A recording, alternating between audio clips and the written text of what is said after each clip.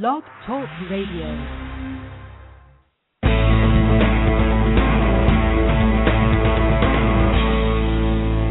Welcome to Sex, Lies, and Consciousness with your luscious hostess, May Vu, broadcasting live every Monday at 12 noon Pacific Time.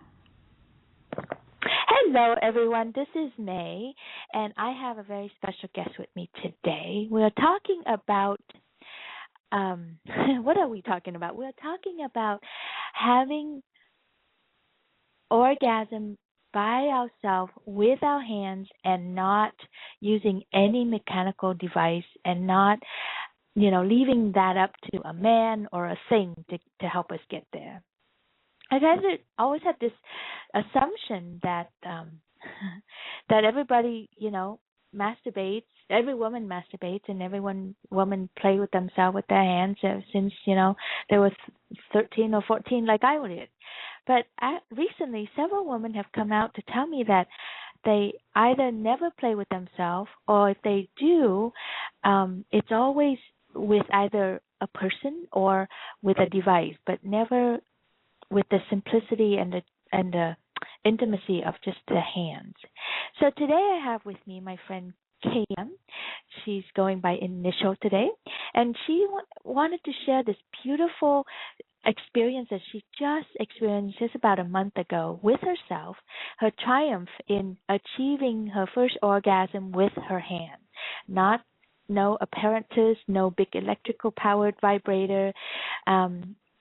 It was just the simplicity of being in touch with herself. So, KM, come on in, honey. Hello. So tell us a little bit more about yourself before you tell us what happened. So, how old are you? What's your sexual history, or with yourself, whatever that feels comfortable to you. Okay, let's see what matters. I am 40. I live in the Midwest. I grew up with, I definitely did not grow up feeling, I grew up with a lot of shame, but I didn't grow up in a family where they specifically shamed sexuality. My parents, I knew that my parents were very sexual when I was a teenager and all that, and but somehow I always had this body shame, and I've always somehow known that I'm a sexual being since I was a child. I don't know what that is. I'm a creative type, an artist, and what you're what? Pardon me? What did you just say? I couldn't hear you well. Oh, I said I'm a creative type. I'm an artist. That's my avocation and vocation. Mm-hmm. And so, and you were sharing something like, you've had a husband before and you never. Tell us a little bit about that. Yes, I married fairly young. I married at the age of 23. I was married for 14 years. We were together for a total of over 16 years. And I remember specifically having 2 orgasms with him. After that, I never did. Wow. Yes. And I did masturbate. I did, so I've had a gazillion, thousand, billion orgasms in that time, just not with a partner. And I've been divorced for almost 4 years. Yeah. So basically, you were able to create your own orgasm with using a device or a vibrator and things like that, but never with just your hand and never with my hand, never with a man's hand. Wow. And I remember you said something earlier, like what's worse, like you never thought you could have one and you never cared to have one. Right. I think that yes, that I feel like what shocked me. Okay, my very first orgasm was with a pillow when I was about 12 years old. It was a complete accident. I didn't know what I was doing. I didn't know what an orgasm was. I didn't know that I was masturbating. I didn't know anything.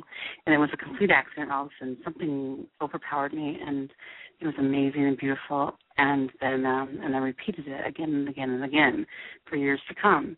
And then eventually learned that from other friends that they'd done something like that. So then I learned about the bathtub faucet.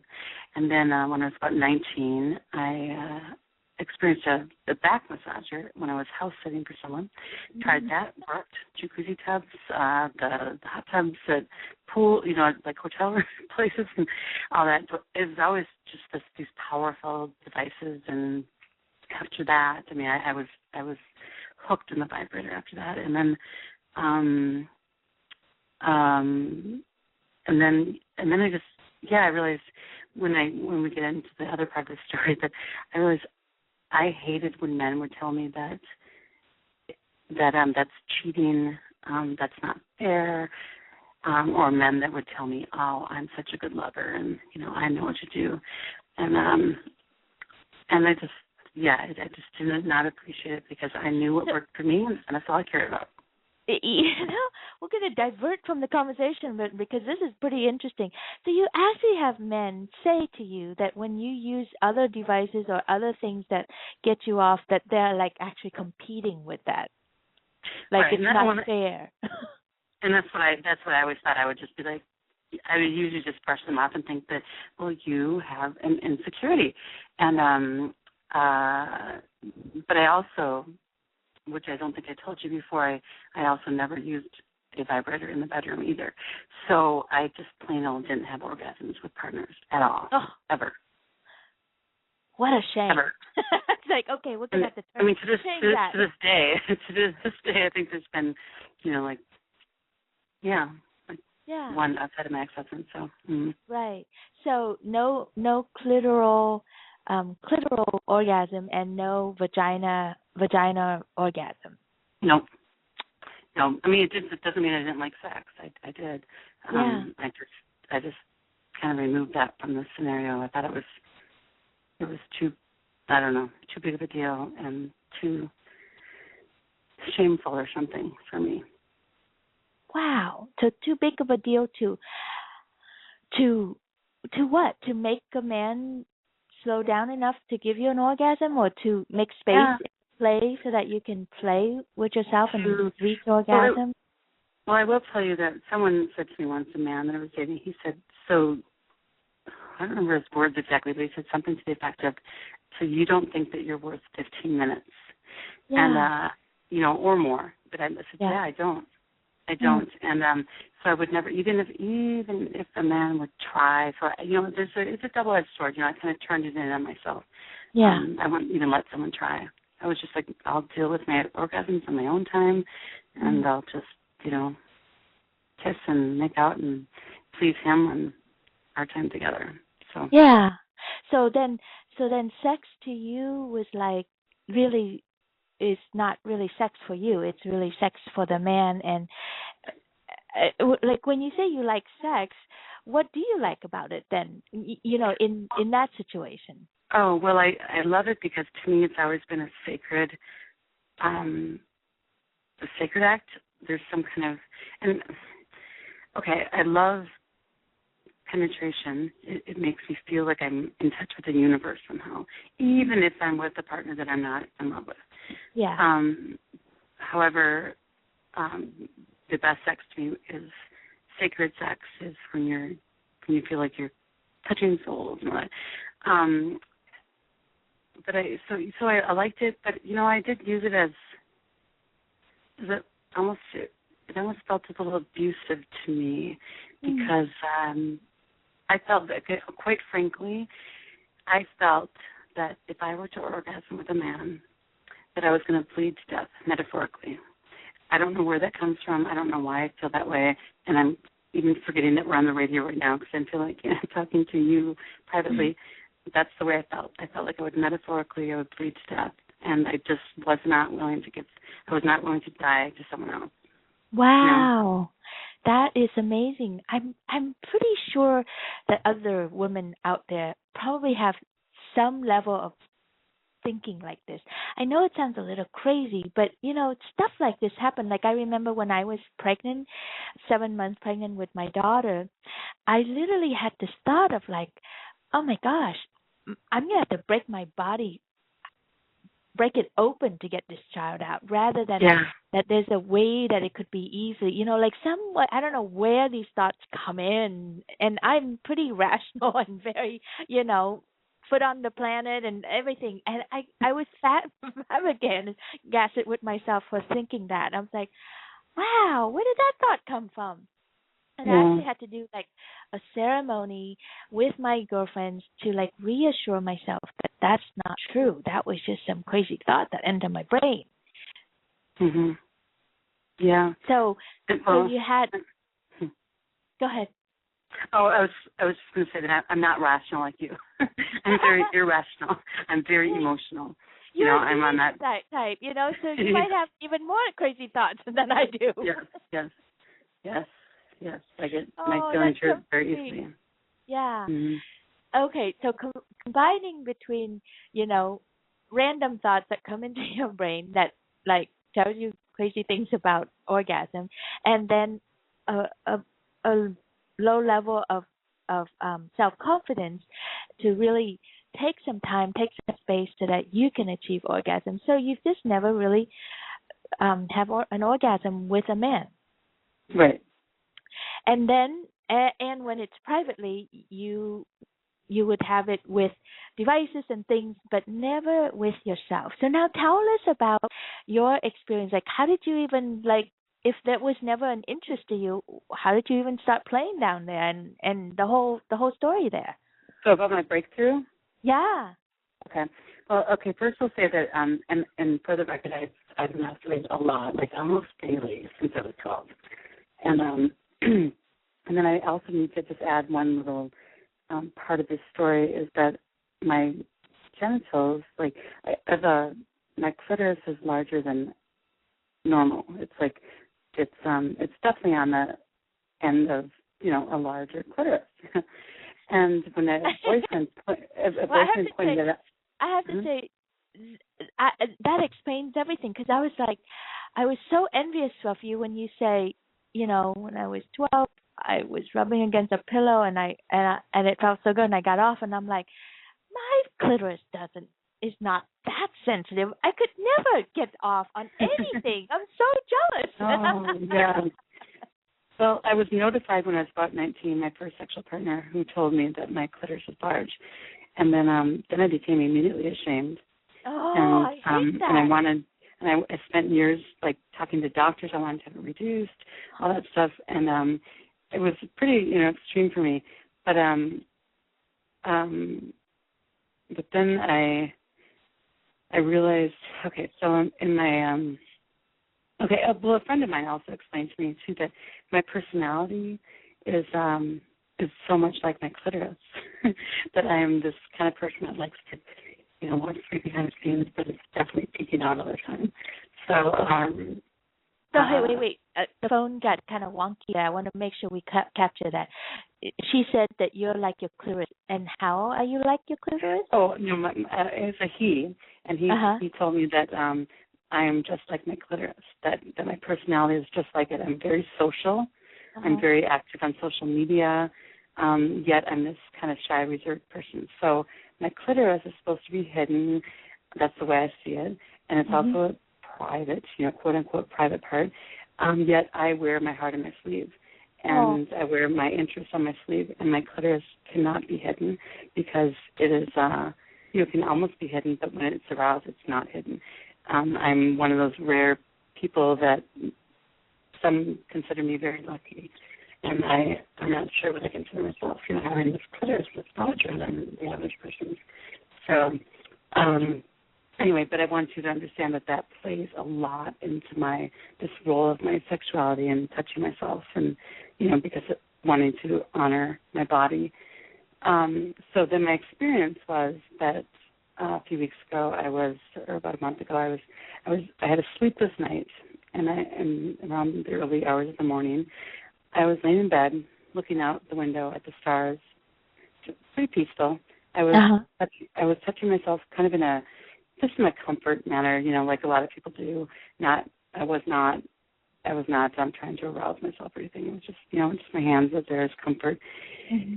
But then all of a sudden I started feeling these sensations that I've never felt in my whole life, Like I always thought my left side of my clitoris was the sensitive side, but I was feeling things in the right. I was feeling things around the clitoral hood. I was feeling these nuances, all these things, and I was just like, what is going on here? And then gradually through just no intention, just kind of touching, next thing you know, I was feeling myself like in the throes of like the beautiful, undulating, loving, tender, sweet sensations, and I was touching myself more, and then I started kind of moving with it, and then my brain got in the way about 2 times, where it was like, what are you doing? Why are you doing this? This is not possible. And but the next thing you know, I was moving, and I had the longest, sweetest, warmest, most gentle and intense orgasm ever. And then afterwards, I was crying, and I was actually I should say right before that, involuntarily I was saying, I feel so loved. I feel so loved. I feel so loved. I feel so loved. Something that I'm thinking, I wasn't even fantasizing about a man. Right. I wasn't fantasizing about anything except feeling the sensations, and all of a sudden telling myself, I feel so loved, and then afterwards crying and thinking, God, whatever, like I'm like thinking, I've teased sometimes, I'm like, yes, I thanked God. Don't judge me. Yeah. I felt so loved, and I made love with myself for the first time in my whole life. And it was so beautiful. It's like we have to pause for a second and everybody take a big deep breath. That was so beautiful. I just have to let that in, There's so much sensation there. There's so much like, oh my gosh. And it just feels like a lifetime of healing just kind of washed over me when you got to that part of your story. It was a lifetime of healing for me, too. I fell in love with the way I felt. I loved the wetness. I loved the softness. I loved the warmth. I loved my clitoris. I loved my inner labia, outer labia. I loved every part of me. And I finally, for the first time, also believed that when men tell me that they love that part of me, I believe them, because it was amazing. Yeah, what you're speaking to, I also find it really hard to get to, like that intimate connection to my own vagina, and to really be so in love with her and so exquisitely accepting of her. I do hear that from men all the time, and it took me a long time to really understand that men love our vagina like nobody's business, and we kind of like throw a wet blanket over them, and we shame them for liking it too much, and we reject them, and we ridicule them, and we even hang them up sometimes, for loving the vagina so much. And I don't know why, but since we're the owner of this thing, we have such hatred toward it, or such distance toward it. Yeah. It's crazy. It is. It was. I loved it. It was completely a breakthrough. I could not believe. I never, like I said earlier, it was so amazing, because not only did I not know it, I didn't want to know it. I didn't want to know it. I didn't care. I didn't care if I ever had an orgasm with my own hand. And it's not even about that. Like, I don't plan, like, for the rest of my life to have all these orgasms with my own hand. But what it does teach me is that I can tell a partner. I can actually trust, rather than saying when someone's touching me, which I usually do, is like, don't even bother. Where's the vibrator? Now I know that with a little patience and trust, and definitely trust, it can happen. And then, it's like, it took me a long time to get to a place where I could just freely play with myself in front of my partner. And, and actually enjoy having him watch me, or enjoy getting off and feeling my energy and his energy. It just took a long time to get there. Yeah. This is so beautiful. So then how does that change your relationship with yourself? Well, I think mostly that when I I mean, it's not 100. I'm not 100% healed, but like I fall in love with my vagina. As crazy as that sounds, Yeah. I think it's so beautiful. I love it. I love my, and I've never been one of those people that ignores it. I've looked in the mirror many times. I've touched it. All that, but it's just a whole different thing. Like I just have come to revere it as a temple, and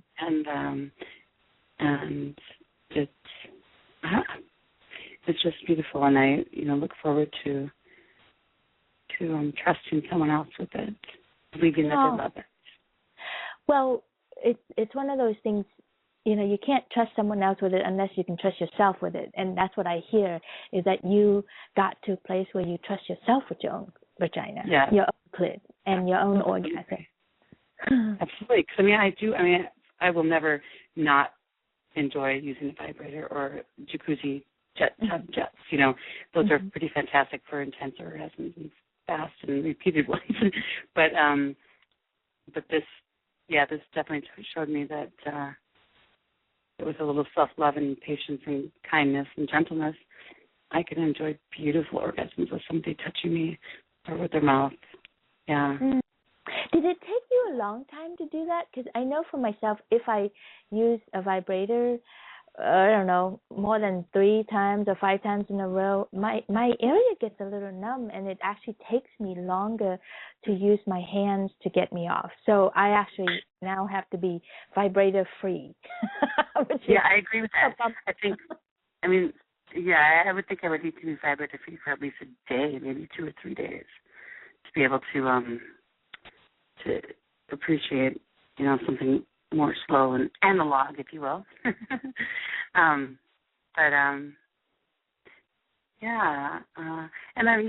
definitely my sex life is not all about the orgasm. This is just such a beautiful highlight of my life because I never did it in my whole life. I'm 40. So, yeah. Welcome to your 40s. I know. This is fantastic. Have you played with yourself since then? And not too much. I think I've just been reveling in it. It's been almost 3 weeks, and I think I guess as a human, I feel a little afraid that I'm not going to be able to do it again. Oh. So, but I am, but I know that with a gentle partner, when you're not, it's not a quickie, it's someone that loves you, and there's someone that I love, and I'm thinking that, with just patience and trusting, because my brain gets in the way. It's just like dancing. If anyone's danced, I'm not a dancer, but I've had dance lessons, and I know that once your brain gets in the way, your feet and movements get all stumped. Right. So I know if I can keep my brain out of it, and just trust that someone loves me, and Well, I have to say, my whole body's twitching right now. I'm like, I'm different. I have a different philosophy than what you just said. For me, it's like, this is my clit, and this is my hands, and this is my body. I want to get really good with her before I even let someone else get it. And I'm not going to entrust it to someone else and say, if the right man and the right situation and the right thing, it's like, I want to ensure that this machine is so well lubed and well oiled and well run, that I can be with any man and it goes off. And it kind of breaks the codependency model for me. Okay, well, that's the lesson that I would like to learn from you. Well, For sure. I don't mean to put water over what you said, but I do hear a lot of women who are, it's even in their 40s, 50s, and 60s, still, dating again and that kind of stuff, and they're still kind of like hoping and waiting for that right man to come and do it for them. And I'm like, no, baby, it's you. That way you can do it with any man, whether he's ugly, he's tall, he's short, he's clumsy, he's whatever, and you can have great sex and great orgasm and great physical, spiritual connection, because that's just who we are. Yeah, and my psychology is probably just that I'm so stuck in that I've only had 2 orgasms with my ex-husband and 1 orgasm with the one other man. So that's 3 in my whole entire life with men. Yeah. I'm 40 years old, and so I'm feeling like, I guess I probably have a psychological trip in my brain where I just want to wait, and I just don't want to. This is not just you. I hear this all the time with my single women. They keep waiting for that one man to do it for them.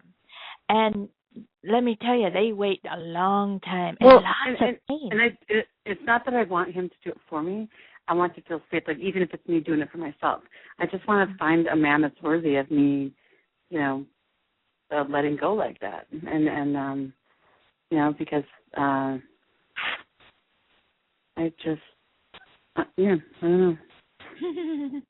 Yeah, I get that dilemma. It's like we do want, as a woman, we want to feel safe, and we're the one that being penetrated. We're the one that they enter us. So it's a different level of vulnerability, and there's something there that is in different people's psyche about this that I'm not sure if it's really working for us to keep thinking that way. I mean, I'm familiar with that. It's not that I've always been like this, but I was married with one person, and he was great. He was an amazing husband, and he was very tentative, and he took care of me and everything. But until I really got to know my body and my own sexuality and be able to have it with anybody, that's when it kind of broke apart for me. This old ways of thinking that's like, oh, it's not men dependent, it's actually me dependent. Well, yes, and then I'm just trying to find out if there's a line between what is sacred or not. And I'm this person that struggles a lot with what is, because I'm very open. I'm more open than most people, but I'm trying to figure out where is that line between what is being open and what is sacred. Because sometimes I expose things that probably are a little too sacred to share with other people, and then I'm trying to balance that out with sex too. Like I don't want to have an orgasm with just anyone. I want to with someone that sees me, that witnesses me, that knows me, that gets me. So. Yeah, I also hear this logic out there too. It's like, oh, but May, it's sacred between me and this person. I totally agree. I'm not saying that, sacredness is that. No, I'm just saying it's so sacred in me. It's like I'm like the temple. Whoever I'm with is sacred because I made it sacred, because it is, the sacredness lives in me. They can't mess it up. Mm-hmm. So it's kind of like I'm not sitting there weeding out the world and going, you're not sacred, you're not sacred. Because, I mean, if we really are living into that way of thinking where we are one, we all are one, we're one God, one source, we're coming from one, you and I are connected, you are me and I am you. How could I say that he's not me and he's not you, but this guy is? You know what I mean? So I think duality in our thinking that kind of like shoots us in the foot sometime around this. Anyway, I'm way off on that topic about dating and philosophizing about that way. I'm just glad that you're in touch with your own clit and that you are able to like have a connection with her and found such a deep, sacred, spiritual connection with yourself.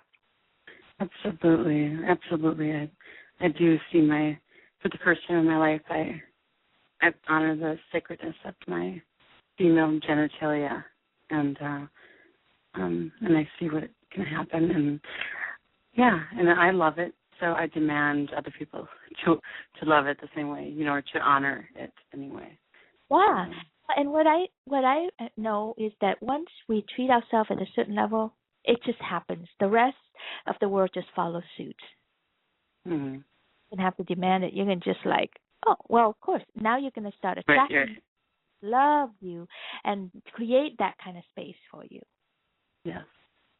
So wonderful. Thank you so much for having this conversation with us and for being so honest and vulnerable about this. I know it's not easy to be that open about, your connection to your vagina and put it on the radio.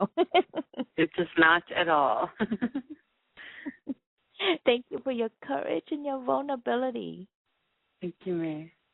Take good care of yourself and let me know how it goes. When the next time you play with yourself, and how does that go? Okay, I will.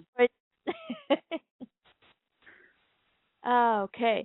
Well, that's it for our show today. We look forward to bringing you other shows in the future. And if in the meantime, if you wanted to hear other shows, please go to our website, Sex, Lies, and Consciousness. There's a whole archive and a lot of conversation going on over there. Do you want more sex, lies, and consciousness? Access our archives at sexliesandconsciousness.com. While you're there, please leave your comments or suggestions for the show and participate in current SLC conversations with other listeners worldwide.